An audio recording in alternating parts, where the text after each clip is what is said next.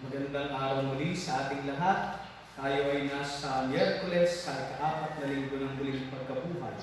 At ialay natin ang misang ito para sa lahat ng natatanging intensyon ng mga parokyano dito sa ating parokya ng San Santiago Apostol.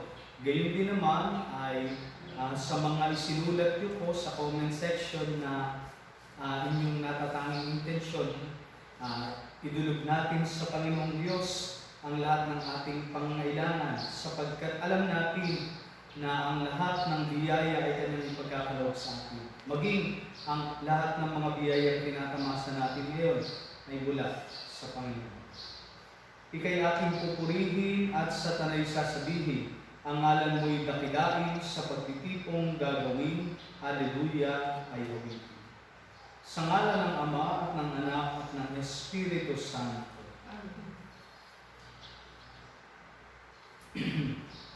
Sumainyo ang Panginoon at suyo. Mga kapatid, aminin natin ang ating mga kasalanan upang tayo maging marapat gumanap sa banal na pagbuhay.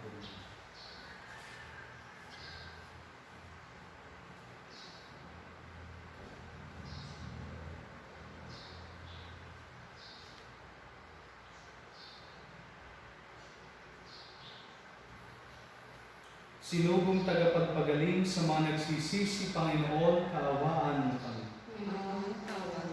Dumating na tagapag-anyaya ang mga makasalanay magsisi, Kristo, kaawaan mo kami. Nakaluklok ka sa kanan ng Diyos Ama para ipamagitan kami, Panginoon, kaawaan mo kami. Kaawaan tayo ng makapangyarihang Diyos, patawarin tayo sa ating mga kasalanan, at patnubayan tayo sa buhay na walang hanggan.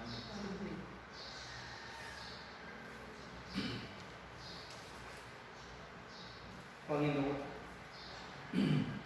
manalangin tayo.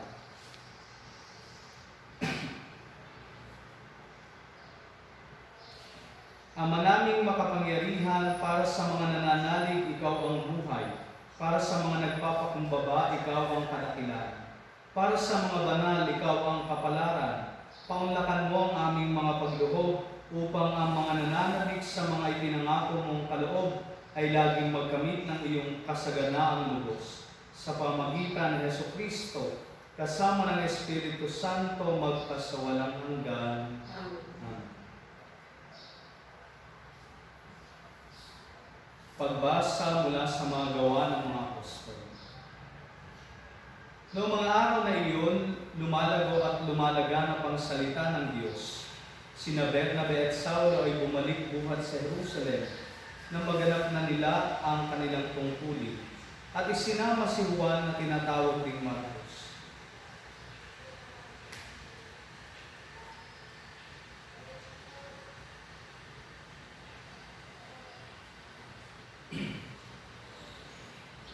May mga propeta at mga guro ng simbahan sa Antioquia. Kabilang dito sina Bernabe, Simeon na tinaguriang Negro, Lucio na taga Cirene, Saulo at Manaen, kababata ng tetrarkang si Herodes. Samantalang sila'y nag-aayuno at sumasamba sa Panginoon, sinabi sa kanila ng Espiritu Santo, ibukod ninyo sina Bernabe at Saulo. Sila'y hinirang ko para sa tanging gawain inilaan ko sa kanila. Pagkatapos nilang mag-ayuno at manalangin, ipinatong nila sa dalawa ang kanilang mga kamay at sila'y pinayagan. Kaya't bumaba sa Seleucia sina Bernabe at Saulo, na sinugo ng Espiritu Santo at buhat dooy naglayag patungong Sipre. Nang dumating sila sa Salamina, ipinahayag nila ang salita ng Diyos sa mga sinagoga ng mga Hudyo roon. Kasama nila si Juan Marcos bilang katulong. Ang salita ng Diyos. Salamat sa Diyos.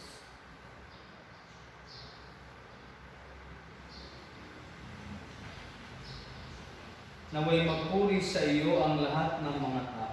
Naway magpuri sa iyo ang lahat ng mga tao.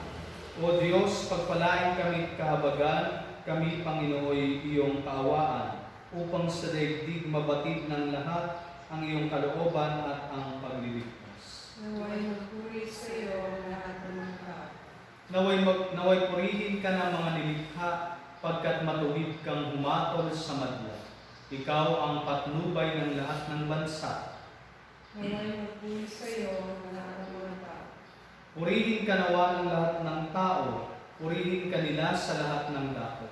Ang lahat sa amin iyong pinagpala, naway igalang ka ng lahat ng bansa. Naway magpuri sa iyo ang lahat ng mga tao. Alleluia, Alleluia. Sinabi ni Jesucristo, ako ang ilaw ng mundo at buhay ng alagad ko. Alleluia, Alleluia. Sumainyo ang Panginoon, Para sumayon. ang mabuting balita ng Panginoon ayon kay San Juan. Magpuri sa iyo, Panginoon.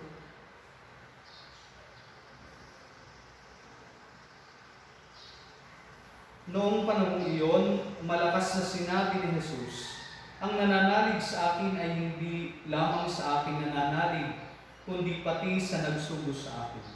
At ang nakakita sa akin ay nakakita sa Kanya.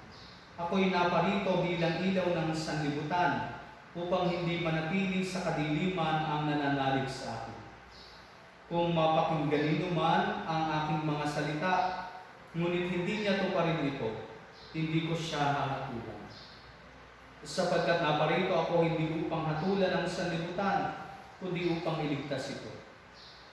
May hahatol sa sino mang magtakwil sa akin at hindi tumanggap sa aking mga salita. Ang salitang ipinahayag ko ang hahatol sa kanya sa huling araw.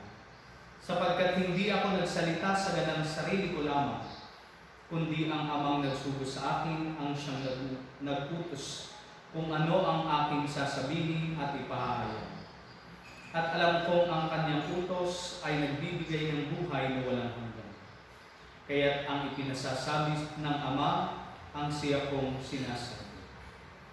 Ang mabuting balita ng Panginoon. Pinupuri ka namin, Panginoon Jesus.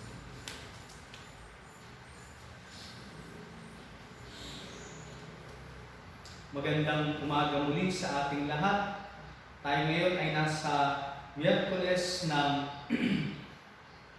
ika-4 na linggo ng muling pagkabuhay. At narinig natin kung paano ipinahayag ni Jesus sa ating Ebanghelyo ang kanyang ugnayan sa kanyang Ama. Lalo na yung kanyang pagbibigay ng katunayan na ang lahat ng kanyang sinasabi at ginagawa ay hindi sa kanyang sarili nagmula, kung hindi sa kanyang Ama. Sa panahon po natin ngayon, lalo-lalo na sa social media, ay sikat na sikat yung tinatawag natin o makikita nating CTTO.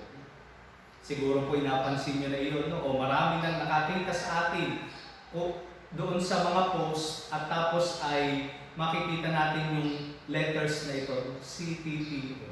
Ang ibig sabihin ay credit to the owner.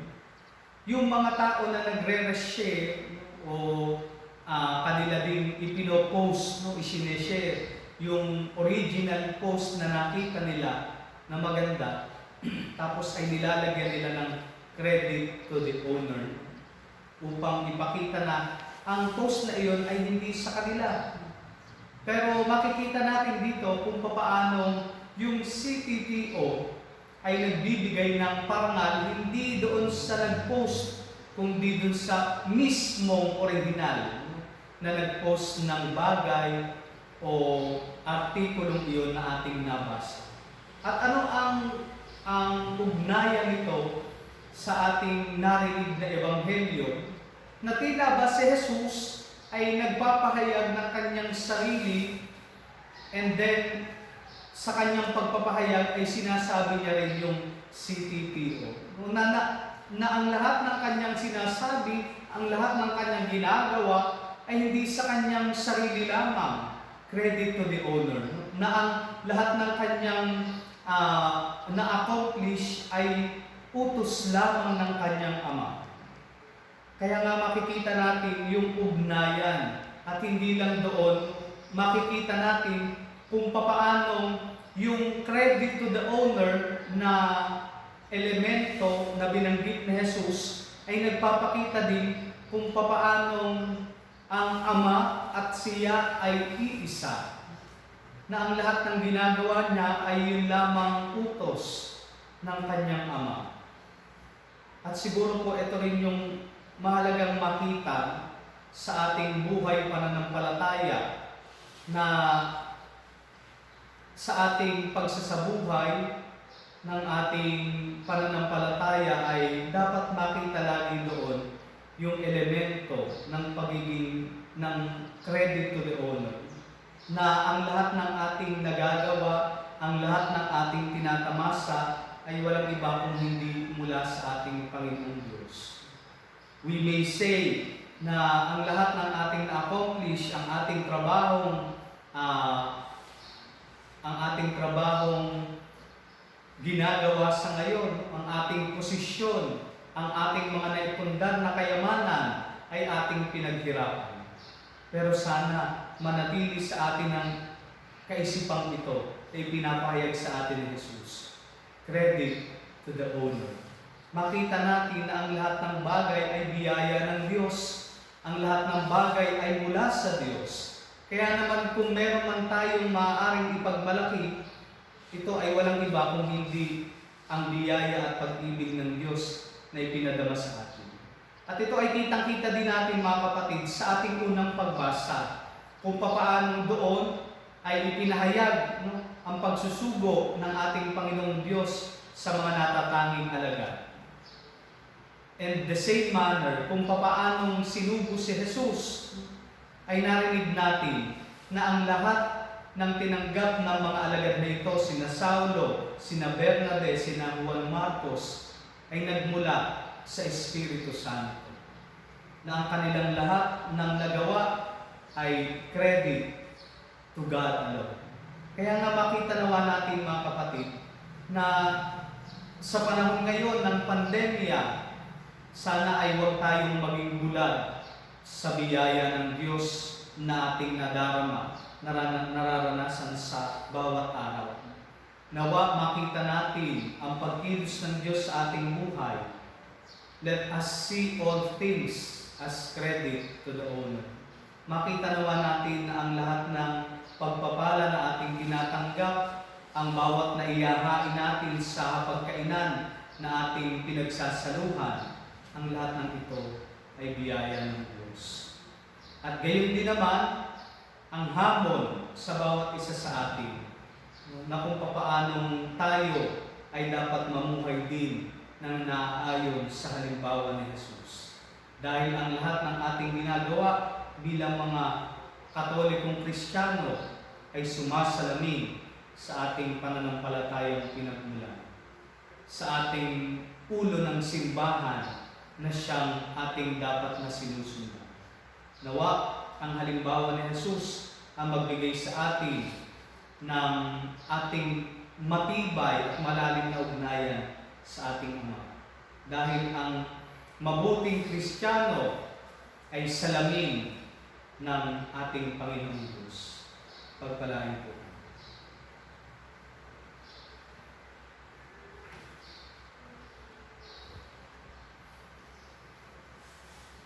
Oratio Imperata.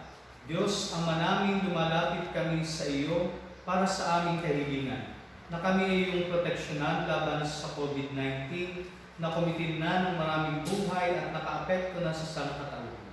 Nananalangin kami para sa iyong biyaya, para sa mga taong inatasan na pag-aralan ang kaligtasan at ang sanhi ng virus na ito. Gayon din upang mapahinto ang patuloy nitong paglaganap.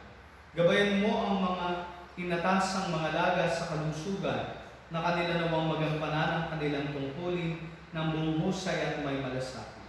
Gabayan mo po ang mga kawani ng pamahalaan at ang mga nasa pribadong institusyon sa kanilang paghahanap ng lunas upang masugpo ang pandemyang ito. Ipinapanalangin namin ang lahat ng mga naapektuhan, nawa hilumin mo po ang kanilang karamdaman. Ipagkaloob mo po nawa sa amin ang iyong biyaya upang kami ay patuloy na makagawa ng kabutihan para sa lahat at makatulong sa lahat ng mga nangangailangan. Ipinapanalangin po namin ito sa pamagitan ng aming Panginoong Hesukristo, iyong anak, na nabubuhay at naghahari kasama ng Espiritu Santo, magpas sa walang hanggan. Maria, aming inaatulong ng mga Kristiyano, San Rafael Arcangel, San Roque, San Lorenzo Ruiz, San Pedro Calungsod.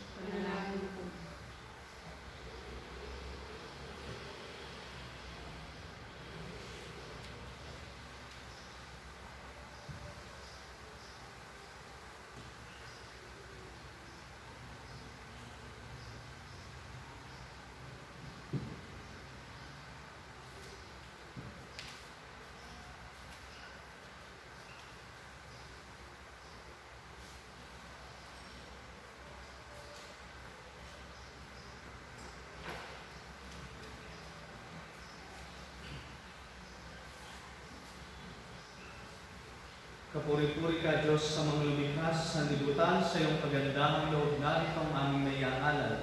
Mula sa lupa at bunga ng aming paggawa ang tinapay na ito para maging pagkain ng bibigay ko.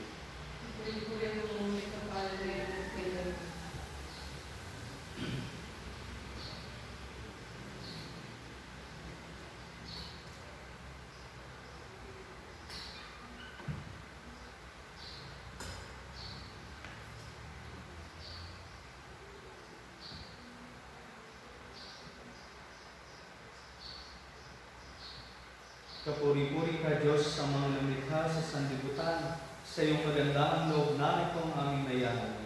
Mula sa katas ng ubas at bunga ng aming paggawa, ang alak na ito para maging inyong nagbibigay ng iyong Espiritu.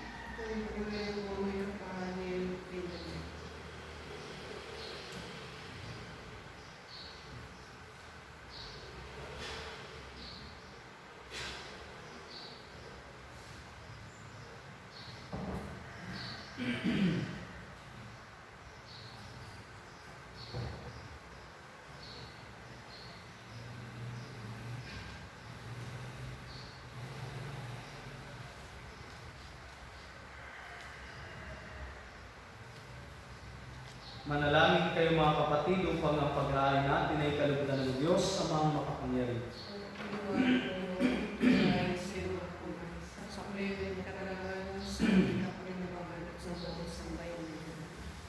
Ama naming lumikha sa paghahain ng banal na pagpapalitan ng iyong mga kaloob at ng aming alay, kami pinapagsalo mo sa iyong buhay na namumukod-tangi at walang kapantay.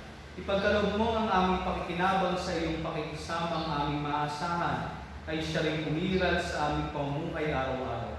Sa pamagitan ng Jesucristo, kasama ng Espiritu Santo, magpas sa walang hanggan.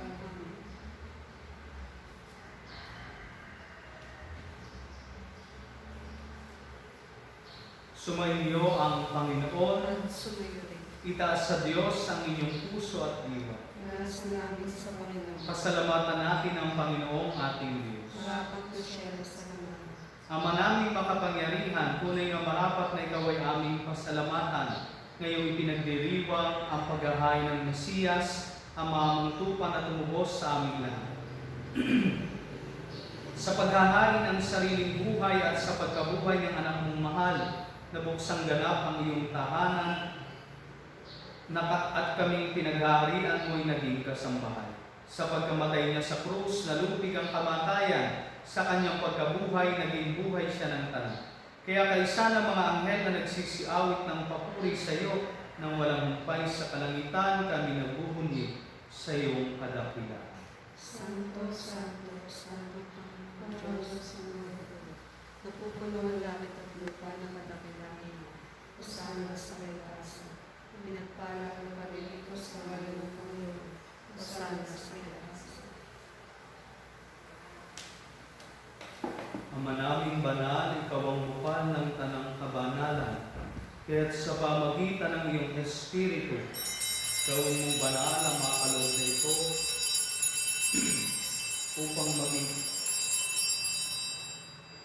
upang para sa aming maging katawan at dugo ng aming Panginoong Hesus.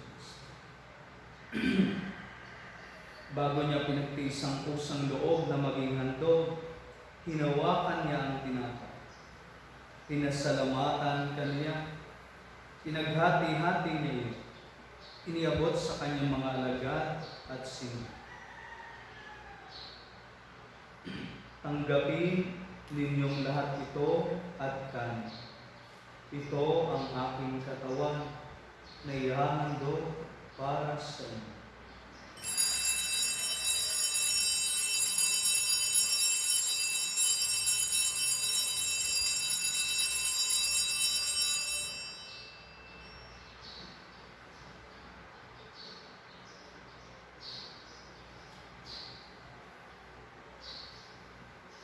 Gayon din naman nung matapos ang hapunan, hinawakan niya ang kalis. Muli kanyang pinasalamatan. Iniabot niya ang kalis sa kanyang mga alagad at sinabi, tanggapin ninyong lahat ito at inumin. Ito ang kalis ng aking dugo, ng bago at walang hanggang tipan. Ang aking dugo na ibubuhos para sa inyo at para sa lahat sa ikapagpapatawad ng mga kasalanan. Gawin ninyo ito sa pag-alaala sa akin.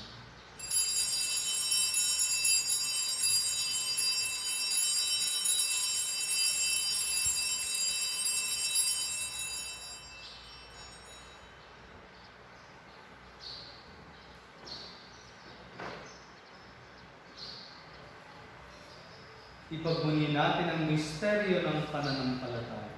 Si Kristo'y namatay, si Kristo'y nabuhay, si Kristo'y babalik sa wakas ng panahon. Ama, ginagawa namin ngayon ang pag-alala sa pagkamatay at muling pagkabuhay ng iyong anak, kaya tiniaalay namin sa iyo ang tinapay na nagbibigay buhay at ang kalis na nagkakaloob ng kaligtasan. Kami nagpapasalamat dahil kami yung minarapat na tumayo sa harap mo para maglingkod sa iyo. Isinasamo namin kami magsasalo-salo sa katawan at dugo ni Kristo ay mabuklod sa pagkakaisa sa pamagitan ng Espiritu Santo. Ama, lingapin mo ang iyong simbahang laganap sa buong daigdig. Puspusin mo kami sa pag-ibig. Kaysa ni Francisco na aming Papa, ni Buenaventura na aming Obispo at ng Tanang Kaparian.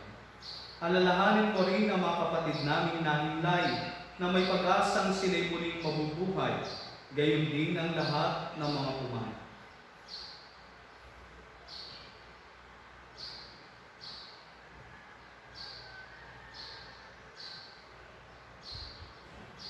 Kawan mo sila at patuloyin sa iyong paliwanagan.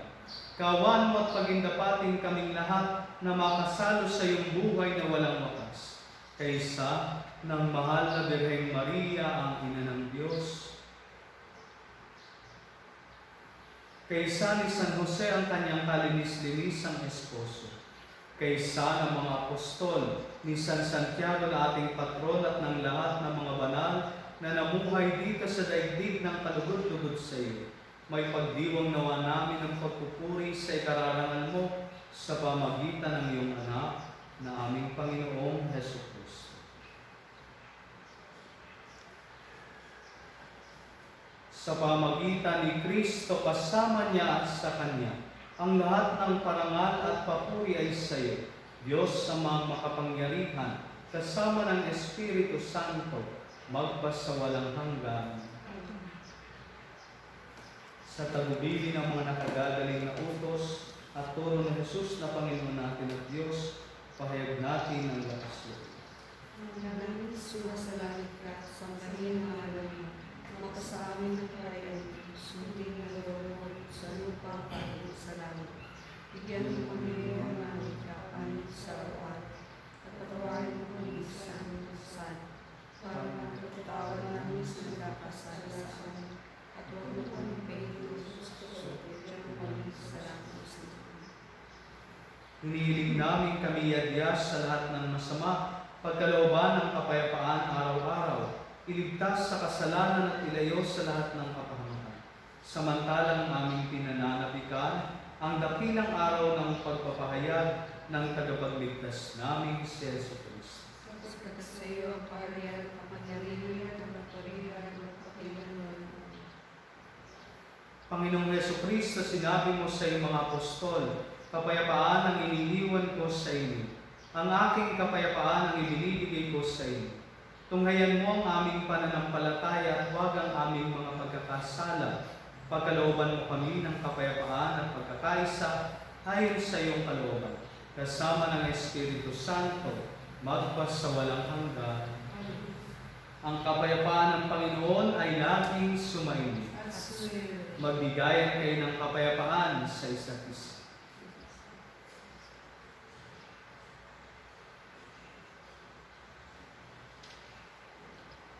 Pagdero ng Diyos, nagalit sa mga kasalanan sa nito ating mga kasalanan.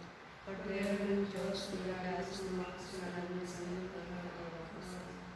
Pagdero ng Diyos, nagalit sa mga kasalanan sa nito pagkabalo sa amin ng kapayapaan.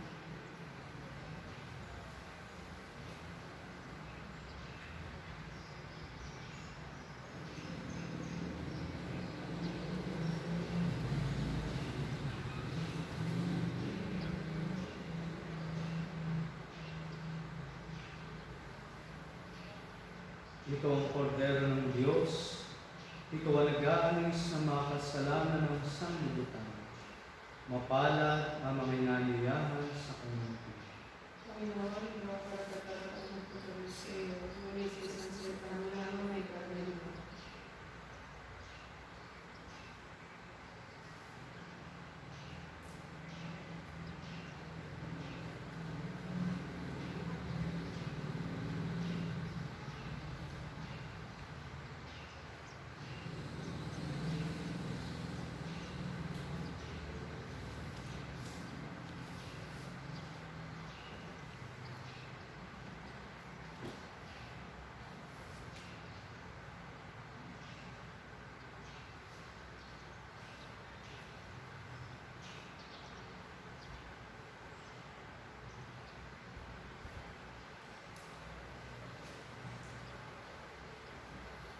Kayong hinirang talaga ng aking sariling pasya, sa daigdig ay kasama, pinahayo, pinamuna ng palagi. Hallelujah.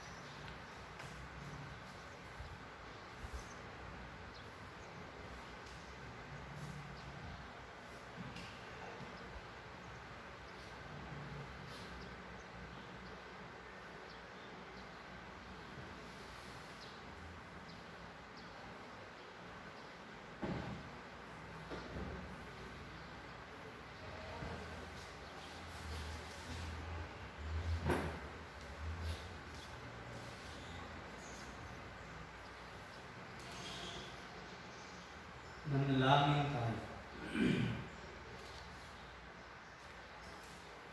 Ama naming mapagmahal, manatili kang kapiling ng iyong sambayanan, na ngayon pinapakinabang mo sa iyong sariling buhay, at gawin mong kami pasulong na makahakbang mula sa dati naming pagkamakasalanan, patungo sa pagbabagong nagdudulot ng iyong kabutihan. Sa pamagitan ng Jesucristo, kasama ng Espiritu Santo, magpasawalang hanggan.